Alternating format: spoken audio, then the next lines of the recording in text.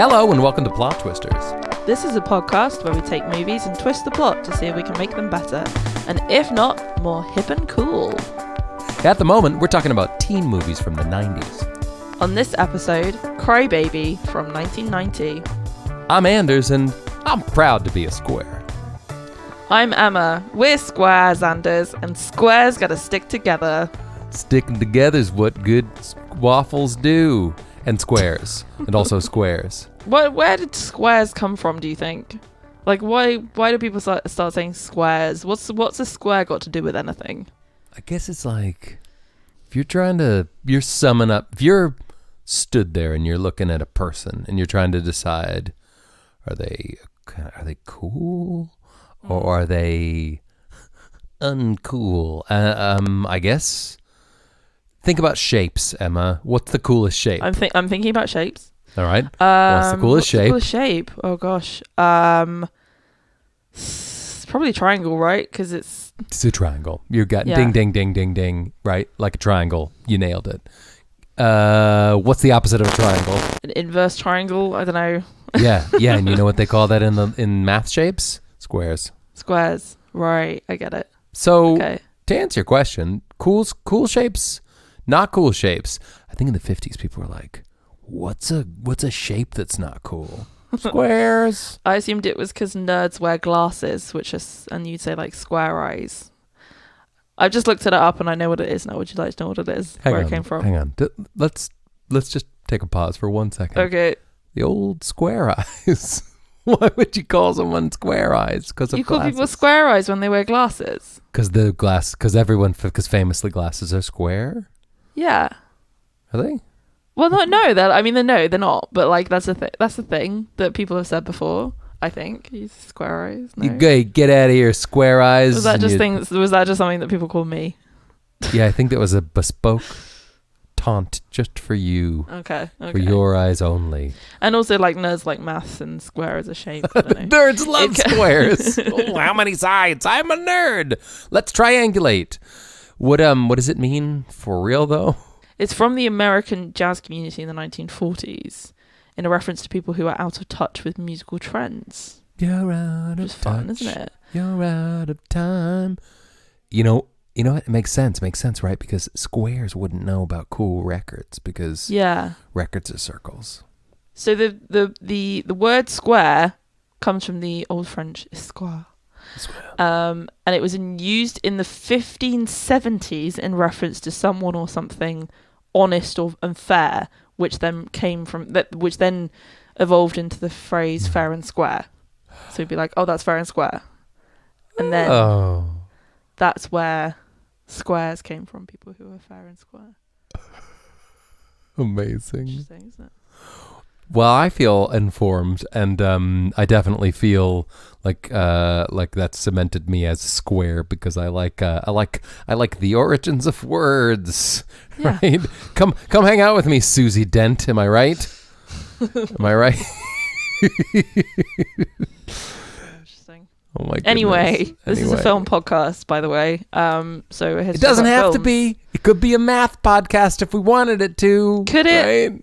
Could it, Anders? It couldn't really, but we could try. What do you have to say about maths? What do you possibly have to contribute to the world in regards to mathematics? I know the quadratic formula. I know that. Negative b plus or minus square root of b squared minus 4ac divided by 2a. Okay? No follow-up questions, please. And what do you do with it? You got that's that thing when you have to know the answer to the question quadratic. How do we quadrify this? Yeah. Biatch? And that's a math term. And so then you bust out the old quadratic formula. Yeah. Mm-hmm. And then you get your answer. Negative b plus or minus, right? Depends. I always go minus personally. Which way do you go? Minus or plus? I'm definitely a plus sort of person. Yeah. Be a good song to just sing that, wouldn't it? Oh, wait, this is how we learned it. Do you want to hear it?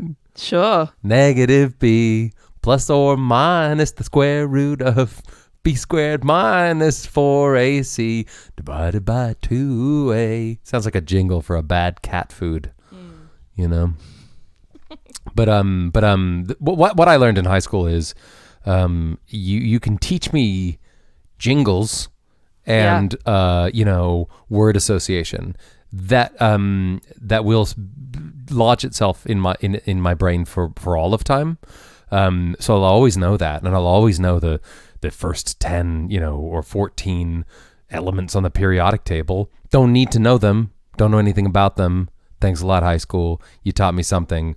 You've given me the map, but I'm missing the X. Do you know what I mean? Math joke. 3.1415926.535. What am I going to do with it? Who knows? Nothing. Just run through it in your mind when trying to sleep. Yeah. So anyway, this is a weird tangent. We always like to start with a bit of a kind of an aperitif and a amuse-bouche for the rest of the podcast. Are we ready for the starter? For the starter course? Let's move on to the starter. You've ordered a starter, but no one else has, and it's coming before the main courses. It's so awkward. So you have to sit there and eat while everyone else just waits for their food. I'm actually fine with that, but I'm not sharing, and let me tell you why. I don't like fingers in my food. You're not a tapas kind of guy? No, come on. Each plate to its own, okay? I order my food, you order your food, and everybody will be happy, okay? Keep your fingers out of my food. Emma, why don't you give us the rundown of Crybaby? Crybaby. It's a movie starring Johnny Depp, who is a person who may or may not be cancelled. So he's staying out of this one. We will be talking about his character, and his character is Crybaby.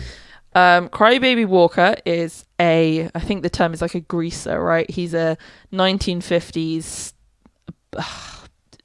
guy who gels his hair and wears a leather jacket. He has a very strange family. He has his gang of girls that follow him, the Crybaby girls. One of which is his pregnant sister, played by talk show host Ricky Lake. Yeah, Ricky Lake. And then also another one who is called Hatchet Face, played by Kim McGuire, which is a lot. Face. And then he also has his grandparents, one of whom is Iggy Pop. Because of course it is. Why not? There's Iggy Pop. Strange. Fine. Yeah. And they all are kind of grotesque, very stylized, and they have very over-the-top 1950s elevated outfits. And they are the Drapes, and that's the name for their style of human. We also have the Squares, which is a group of different kind of people that are very prim and proper and have much more kind of traditional suburban white Christian beliefs, I guess you could say. Alison is one of the Squares.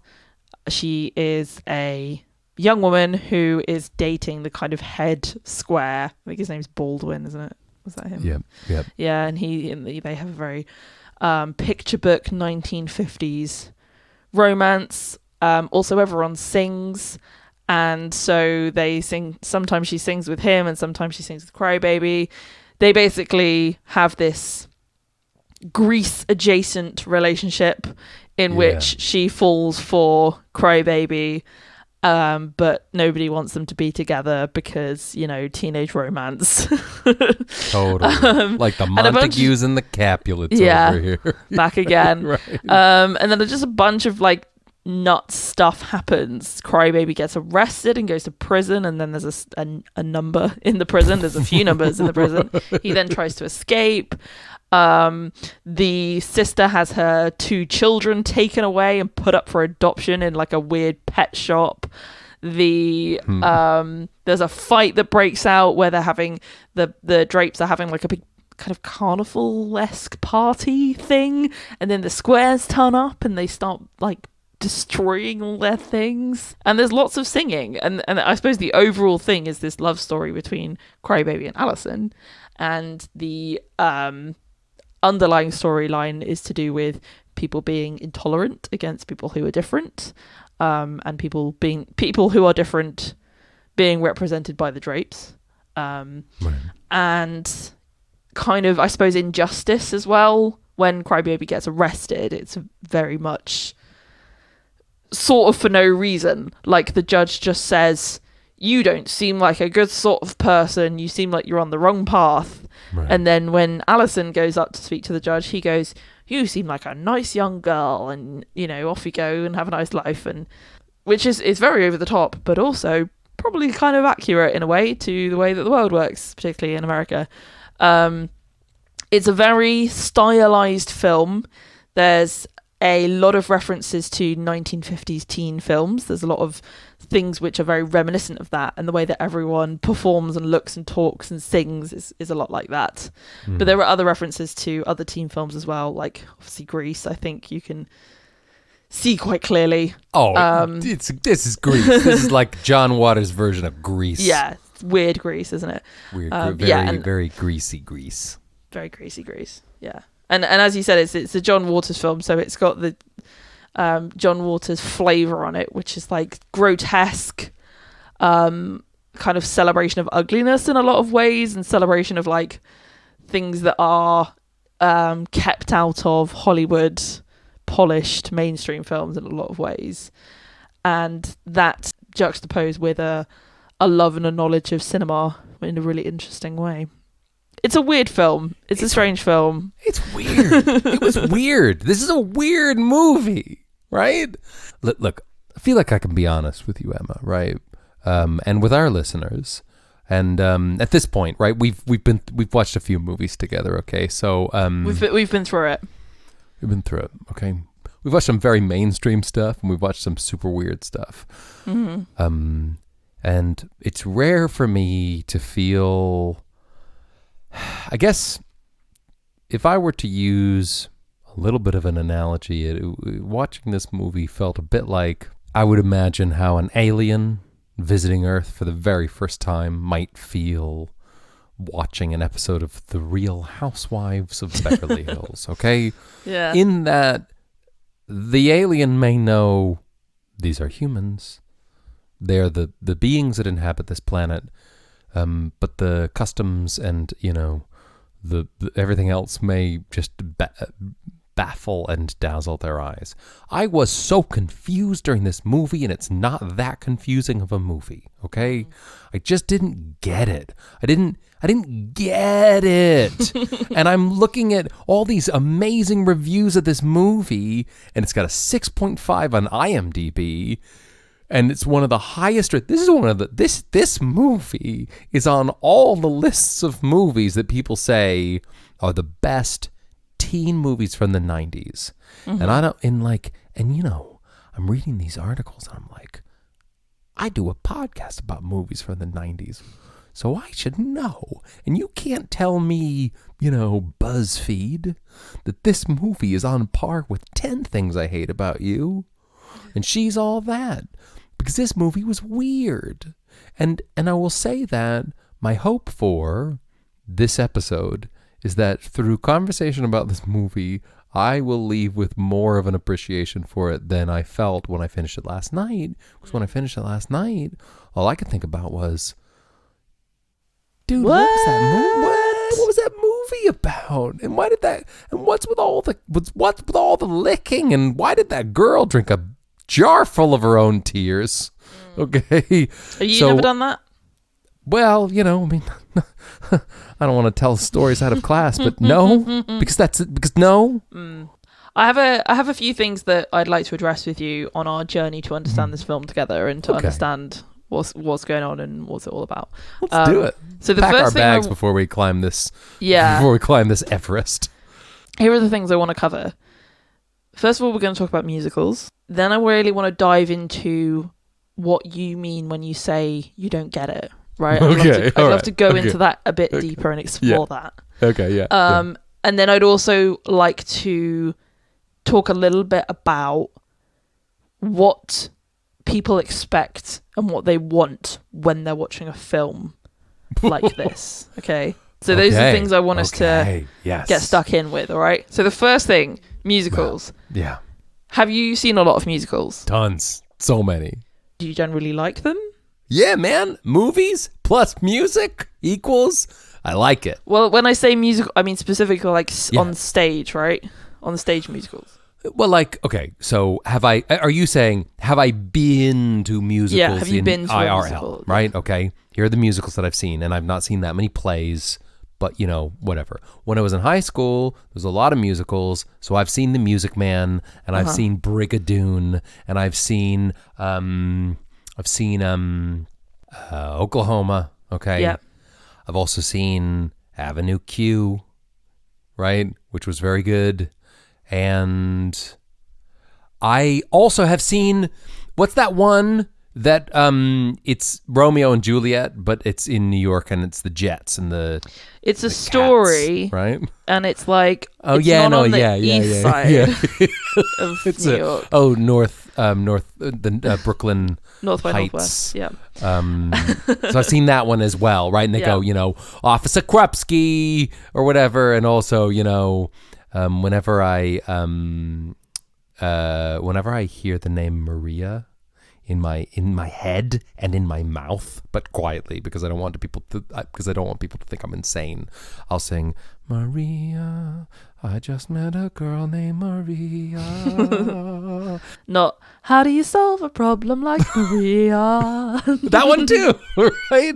My point is, I've seen a few musicals. That, and I've watched every Gene Kelly movie and all of those other movies from the 40s, right? I generally have found with a lot of musicals, a lot of the ones, and it's hard to generalize because there's such a huge variety of different kinds of musicals, but I sometimes find that a musical will make a story happen in order to fit some great songs. The perfect example of this being Cats, for example, right? Yes. Like, I don't think anyone would... Well, no, that's not true. Actually, loads of people would say it's an incredible story. Andrew Lloyd Webber would beg to differ with you. Yeah, but Cats has loads of fans, loads of really hardcore fans, but Cats is something where it's like, it's about the experience of watching Cats, and it's about seeing the dance and the costumes and all of this kind of thing, right? But it's not the most coherent, understandable, straightforward story in the world. Sure. But it's still a great experience. And personally, I love the experience of going to see a musical, and I would always much rather do that than watch a film of a musical, because I love live performance. But the stories sometimes I do find annoying, I suppose. I would say I do find them because I personally think there is a sense in which they are trying to make a story happen so that they can get all the songs to work and so that they can force these great moments of theatre together. So sometimes when you're watching the film of a musical, it can feel a bit flat for me because I'm missing that live performance element and I'm just getting more of a focus on the story and the music.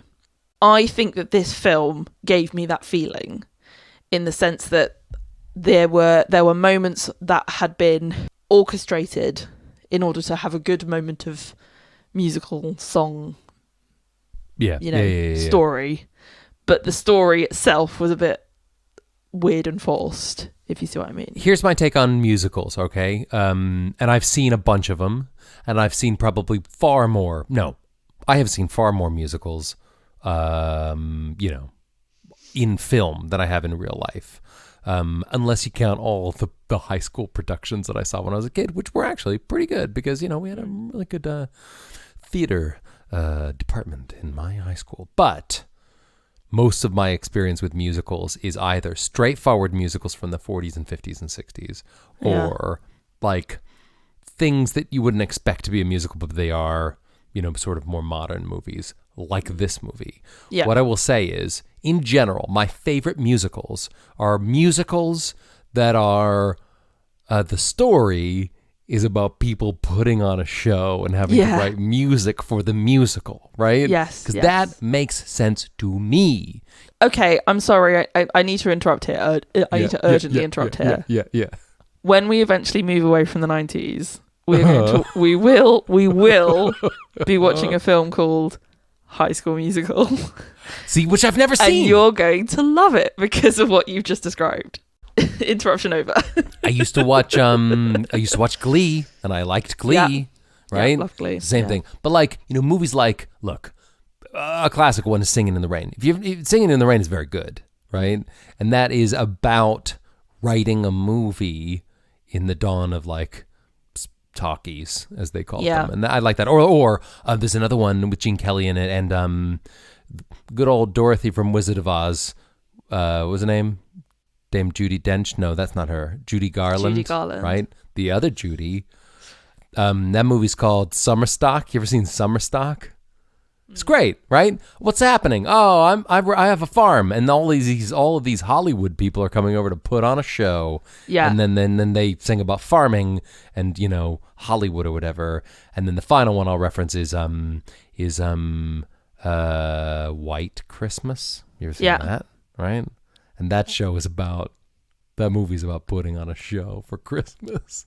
Yeah. And so what I'm saying is it organically, and it's very natural that they are writing music and then they sing that music, and that's fine. Or Moulin Rouge, same thing, right? And so I'm into that. And also there was a TV show about putting on a show which was called Bombshell. You ever seen that? That was very good, and I like that because that was a TV show about writing a musical. And actually, I think in the end, I think you'll find that the show they put on, Bombshell, was more or less mostly music with a weird story around it. So maybe actually you are correct.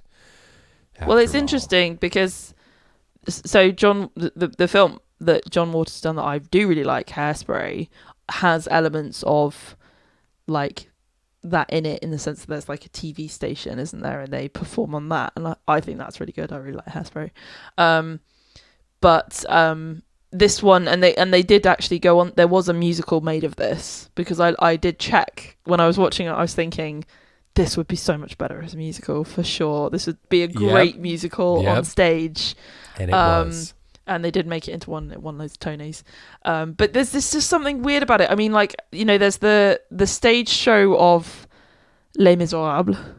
Les Miserables, for example, versus the film. People. Yeah. Versus the book. That's such an interesting story because it's in so many different mediums. Personally, my absolute favourite is the stage show, and I would always much rather go and see that because the live theatre experience is so powerful and amazing and awesome that the film was never going to live up to that for me, and I don't think it's as good. I think it's very good, but I don't think it's as good. But that one is an example of like the story was already there and it already existed, and then that took precedent over the music.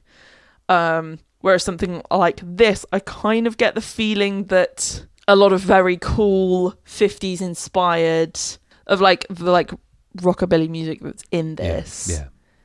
There's lots of great, like the Hey Mr. Jailer, Break Me Out of Jail. That's a great song. That's a tune, right? And then it's like you've got to then facilitate the situation in order for them to be able to sing that. You know what I mean? I hadn't really thought about this movie being a musical. I just thought about it being a weird movie that happened to have music in it. My takeaway was not what a weird musical. My takeaway was what the hell was that film?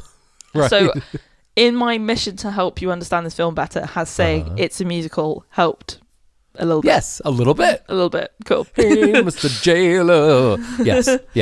It didn't super define itself as a musical in a lot of ways that some musicals do, i.e. it didn't have a big opening number and like obvious choruses and stuff like that. But I would say this was a musical. It didn't have the song where the main characters say, this is me, and this is what I'm trying to accomplish. Right? My name's Crybaby and I'm a bad boy, and lots of girls love me, bum bum bum, but I just like this one girl, and she's a square, and that's a problem because her family don't like me and think that I'm a bad guy, but it'll be fine. Hi, I'm Allison and I'm a square. Nobody gets me, even the squares. Who's that boy? Oh, he's cute, and he's crying, and I'm crying, and also dying inside. Maybe I'm not a square. It sounds like a Square peg in a round hole. Da da da da da da da da. I'm Iggy Pop. Hello, welcome to this musical, etc. Should we hang on? Should we be writing musicals? Are we blowing this thing called life? Not doing our calling, which is musicals. Musicals. So yes, it's a musical. What was the second thing on your agenda today? Second thing on the agenda is. Why did I think it was creepy? Why did I think it was weird? You said you didn't get it. Okay, let me tell you. Okay. Yeah. I want to dig. I want to dig in. Let's get it. You want to unpack this for a second? Out. Right. Let's unpack this. Yeah. Okay. You know what I didn't get is that sometimes I watch a movie and I know that it's earnestly what it is. Right? They are just being. This is what the movie is about. Here it is, and you either get it or you're into it or you're not into it. But like, it's not confusing. Yep. Other times I watch a movie where I'm not sure if this is like art or if it's like over the top on purpose and everyone's sort of winking at it, right? Because this movie was one of them, and like I felt like everyone was sort of hamming it up, right?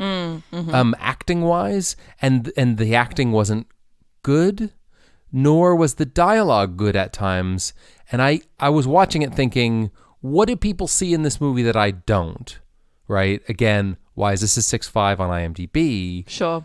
When this felt like a movie, this had the poor, in my opinion, the like not good acting, and it felt weird, and like it felt like a movie that someone would make in high school with their friends, because it doesn't seem like a good movie to me.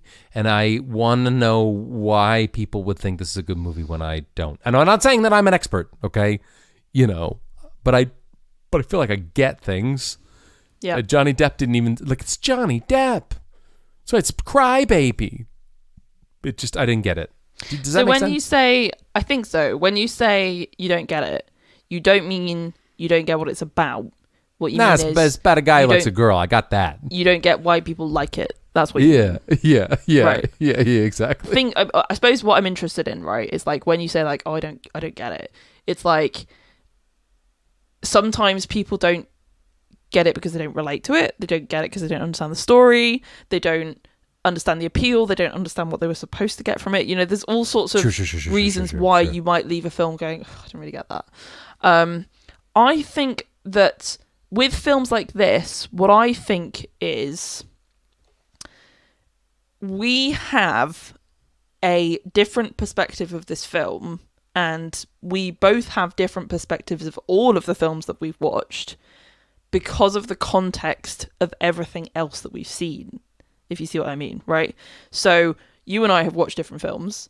When we watch a film together and we talk about it, I'm coming to that film with, these are all of the films and media and books and stuff that I've seen, read, heard, whatever. And you're coming with all of the stuff that you've seen, read, heard, whatever, right? So when you're watching a film like this, and it's from 1990, when John Waters was making it, he only had the reference points of films that existed up until 1990. Sure. We have the reference points of every film that came after it. And I suppose what you have to think is some of the films that we've seen since are essentially referencing and better versions of something that came in a film like this. Because what directors do is they try stuff and they see what sticks a lot of the time. When you're making a piece of art, right, you're going, I've got this great idea, I'm going to make it, I'm going to make that a film. And then someone else might watch that film and go, yeah, I like this, but I didn't like these parts. So I'm going to take some of those things and then I'm going to make another film. And then, you could potentially, if you wanted to and had the time, map, the the family tree, the journey of descendants from something like Crybaby to something like High School Musical. Because in a way, they're about the similar point in someone's life. They're about characters that are sort of the same. It's kind of the same story, but they are completely different films. But the journey in between, each time somebody comes back to this idea, they'll add stuff to it and they'll revisit it. So for me, I might have seen the better version of this film that was made 3 years after it, And that then makes me think this one is not as good.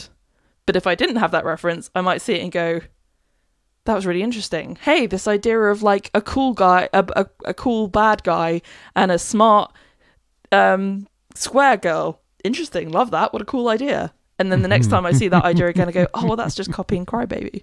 Do you see what I mean? No, I hear you. And like conceptually, I get that, right? But counterpoint, right? This is the only movie I've ever seen that anyone collected their own tears and then drank them. Okay, and I've not seen that since in the 30 years that have passed since then.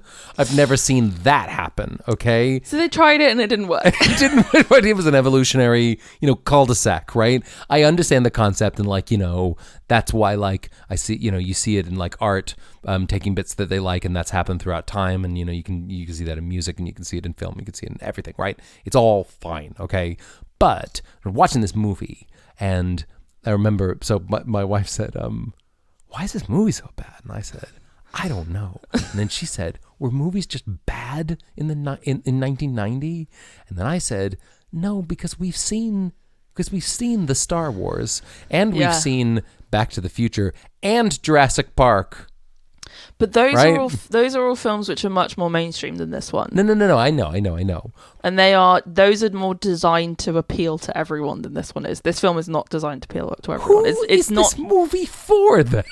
It's for people, I think, who are like the drapes in society, and people who are interested in a different alternative viewpoint. It's for an alternative audience. That's what I'll say. Yeah. And John Waters is very much that kind of guy. Like I don't know how much you know about him, but he's basically somebody who a bit, right? Yeah, he has a very specific style. I would say he has quite a recognizable style. Yeah.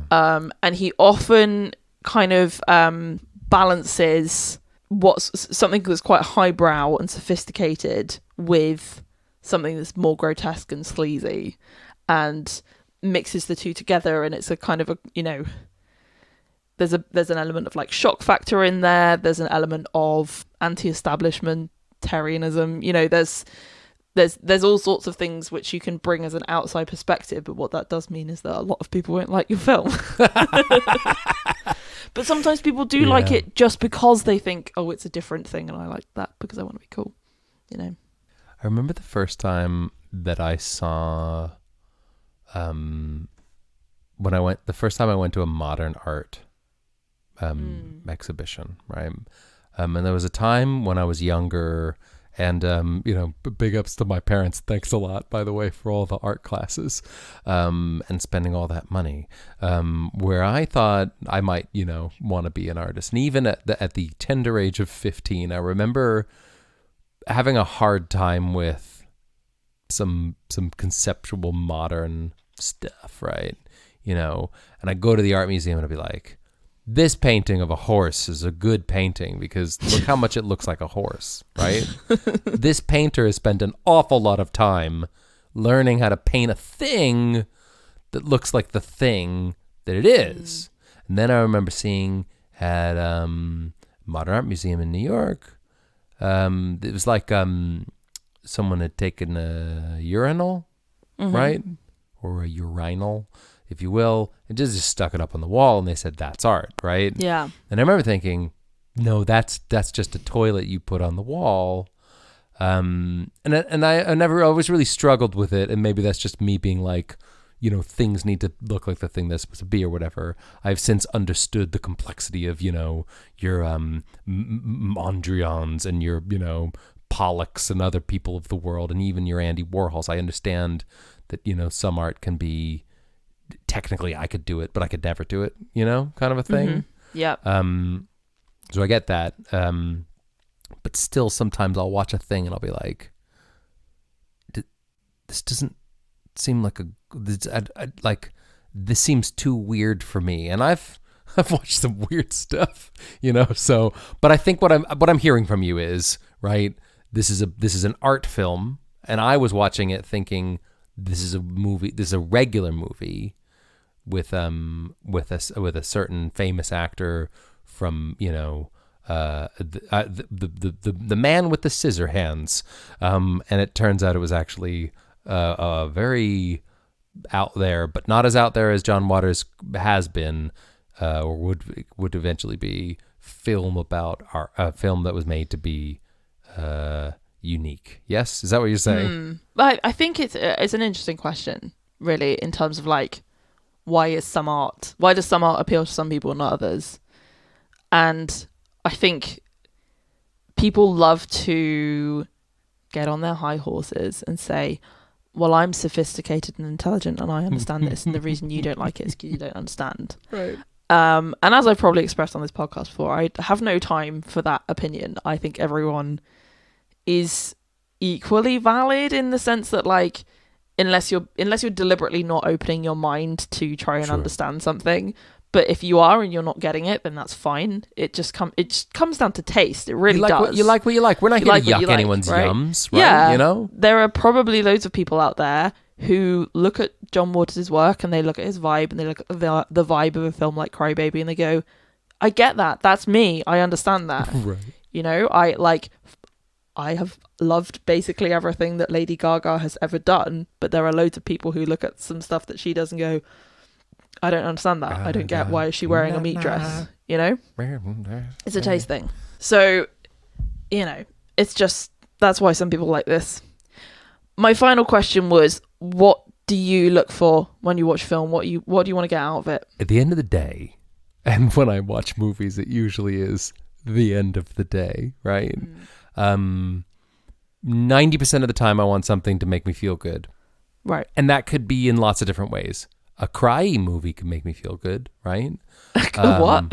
You know, like a movie for crying. You know, a cry movie. Coined it. That's what we're calling it now. A cry movie. Yeah, like a tear jerker, you know? Sure. Or some silly old comedy from the 90s or other decades. Totally fine. Or one that will teach me a thing, either about myself or about the world or about, you know, history or whatever. So, like, I want to leave a film being entertained, but I'll watch a boring thing if it's interesting to me. But mostly, to answer your question, I don't know. I just usually I'm just pretty tired, so I just want to watch something like a bit silly and sweet.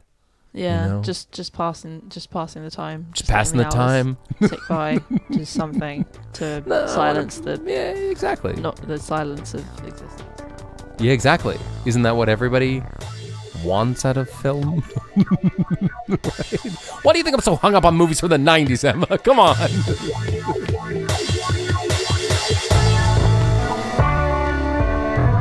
Hey, Anders. Hey. How's it going? Super good, as always. I have a question for you. When was the last time you rated a podcast? Well, I'll be honest with you. I've never done it. Is it hard? No, it's super easy. You should totally give it a go. In fact, why not do it right now? Just head on over to Apple Podcasts and give us a rating, because it's super easy and super fun. Well, it's not. I don't know if it's fun. It's if you could, that would be great. Thanks. I'm doing it right now. Whoa! Hey, leaving reviews is the most fun thing ever. See, forget told roller you. coasters. Review our podcast.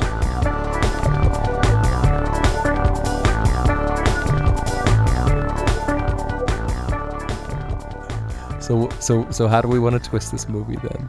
I had an idea, Okay. which is it's kind of one of our stock ideas. So sorry, but I think it could work. Space? No. Okay. Have we actually done one in space? Pretty sure the pilot episode we went to space for some reason. Oh, Didn't did we? Josie Grossi go to space? Maybe she did. Or something? Yes. Oh, no. You know the other thing we always do? Time travel. We Time do that travel. a fair bit. Okay. Yeah. All right, but not that? Are we going to go to the prom? No. All right, then I'm out of ideas. It's What are we doing? What's your idea? 2021 Crybaby, Oh, yeah, modernized. That is us. adaptation. That's very us. but not pandemic now. Like No, not now. 2019. Yeah, or 2027 or whatever, but nothing in between. I don't want to be too optimistic that everything's going to be fine by 2027, but you know. They're going to call this the Neo Dark Ages, okay? Yeah. the time that they don't talk about, right? The inside time. The inside times. The sweatpants, era. Sourdough and Zoom. Oh my God, how weird is it that they called Gen Z Zoomers and they called them that anyway, and now everyone's on Zoom all the time? Yeah. Take that. It's good writing. Jesus, I don't know. Take that, somebody. Take that. Somebody take it, please. Take it away. Somebody take from this us. away from me because I can't handle knowing it. But maybe it was always going to happen. Maybe life and the timeline that we're in and all of history, what has been, what will be, que sera, sera, it has been written, right? You know. So I'm thinking, what's the equivalent of like a greaser now? Here's what I know about teens today.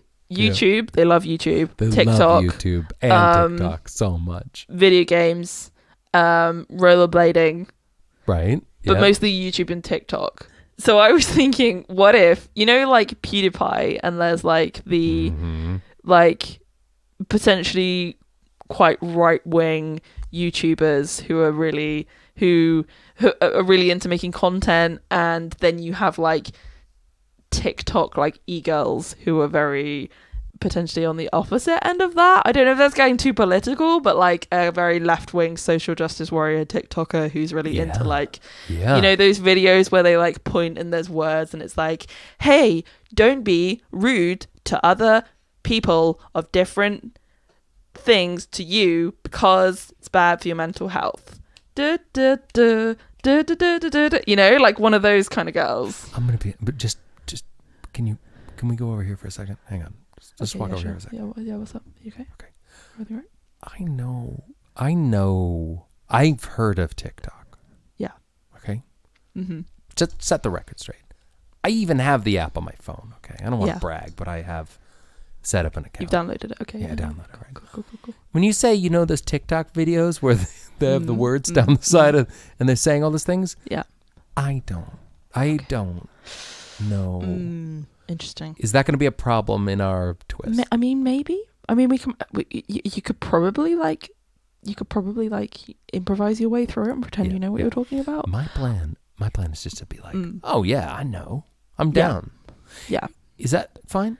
Do you find? Is it okay if I'm inauthentic? Fine. Well, I mean, what we could do is we could adapt it to maybe go for like a 2000 era instead, and we could go for like Scar Kids and like Scene Girls or something. Would that help? Okay. No, because it would help me, but it wouldn't help other people. Okay. They don't have to be Ska Kids going to. Thank you for that, by the way. I really appreciate that. Down at the Warped Tour, skanking away, thinking about whether or not they're going to be able to buy a house, which they will be able to because of that era. Like actually, everything was affordable, and if you're in America, it was during a really great time.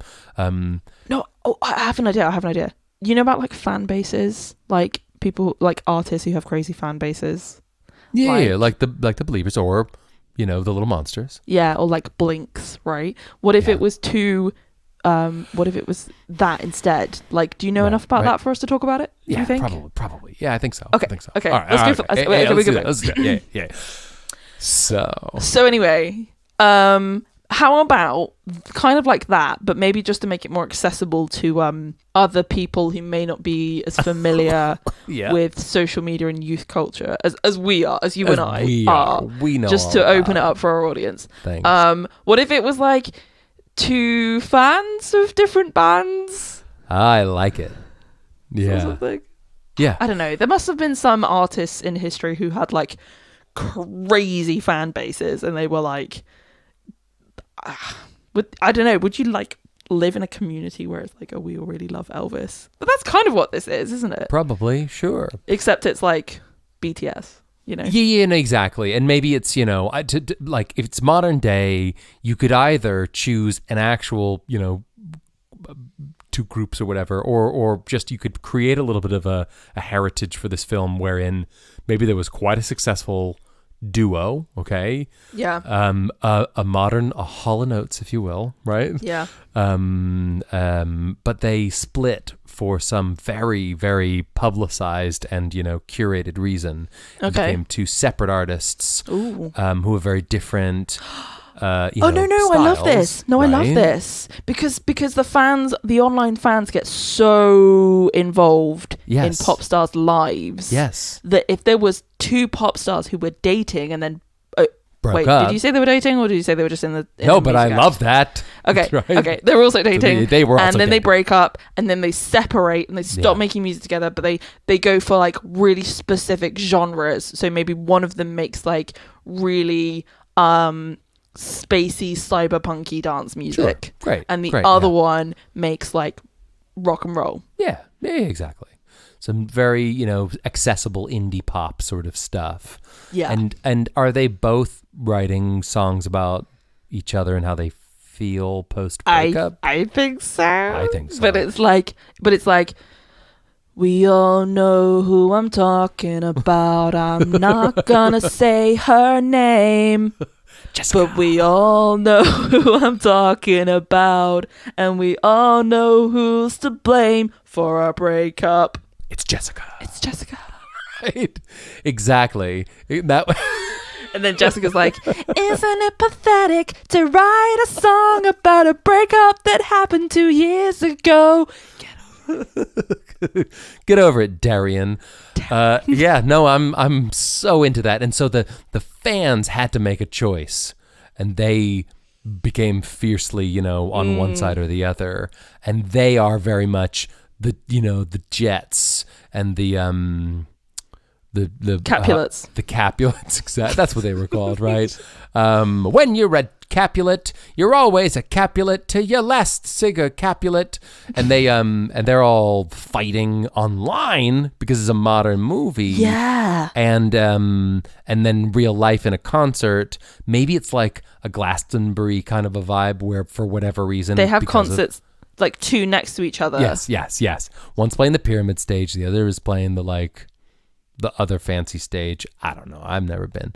But and then their fans kind of come together, and then they have this big brawl, and then maybe Darian and Jessica have to intervene because there's like because like a knife fight kind of a thing. But happening. the fans get so enraged on their behalf, right, that they start like taking it out, like it gets out of hand. So for these two singers, they are using their fan bases to sort of like take shots at each other, but then it gets super out of hand. Yes. But I think I like this idea that the main characters that we're focusing on are two ringleaders of the fan bases. Oh, amazing! Yes. They are they're the people who started the Jessicas, the Jesuits. No, that's a different thing. The Jessica crew, the Jessica crew, and the dairy animals. The dairy animals. That's just cows. Come on. I think Kesha fans are called animals, so kind of really?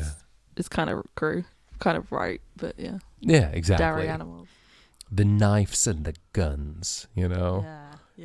Just because. And they're just constantly raging, and this is a real thing, right? So like if a specific artist is up for an award, the fan bases will, and it's a fan voted award. Right. The fan bases will have like massive campaigns, like, oh, you must tweet hashtag Katy Perry for the VMA new artist or whatever, and like have a massive go at each other over it. So stuff like that, right? And it could really this could be one of those films that if they do it right won't feel too obnoxiously like modern, but like I feel like having like films now will include scenes that are on Zoom and scenes that are like a TikTok video, Yeah. which I know all about, obviously. Wink. Oh, yeah. And it'll just include computer stuff, Yeah, and computer stuff, the computer stuff, internet stuff, yeah. and this mixture of like the computer stuff and chat rooms, or whatever they're called now, chat rooms, and also group chats and WhatsApps, but also the actual artists performing and writing songs about, each other, could make it like a really fun, cool take on a tale that is, let's be honest, this isn't the first time we've talked about two groups that don't get on and two people who fall in love who like mix from one side or the other group. I mean, this is, this has been going on since good old Big Quill Bill, you know what I'm saying?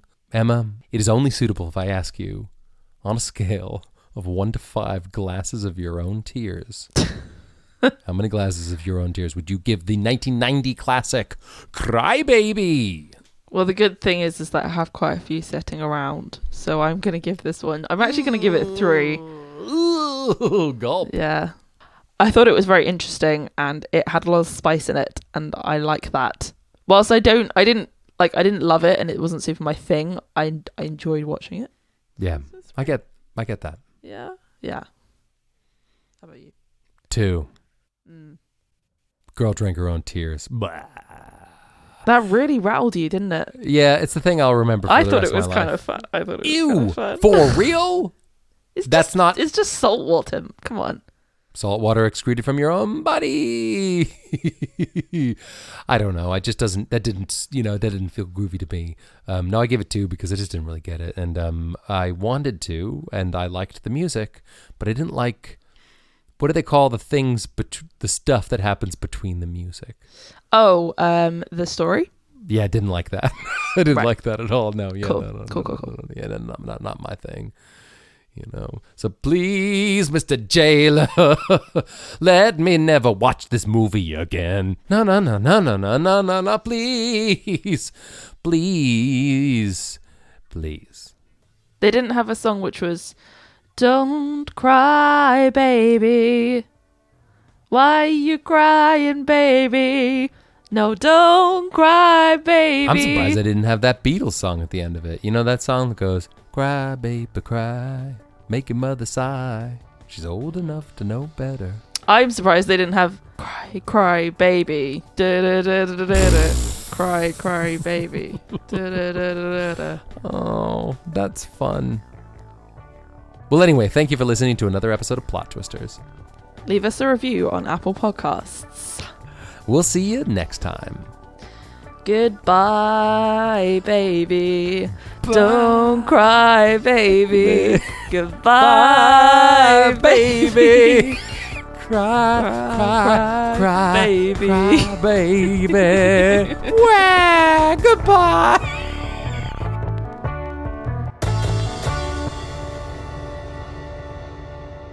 I've heard of TikTok.